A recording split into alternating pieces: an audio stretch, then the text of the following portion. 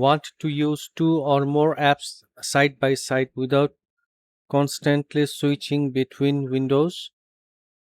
In this video, I will show you how to use Windows 11 split screen to boost your productivity in just a few clicks.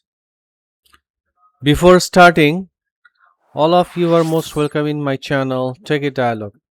Let's go jump into the video. First, you have to open any apps. I'm opening Microsoft Word. Then on the top of right side, you can see there are three buttons. One is minimize, another is maximize, and then close button.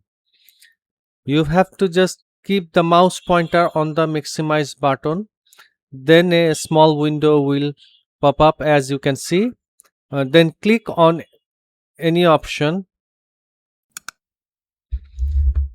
Now you have to click another apps that you want to make side by side view. I'm here going to click on my Chrome browser. As you can see, now you can work together two apps instantly and there will be no hassle. That's it, my friend. If this tutorial made multitasking easier for you, let me know in the comments.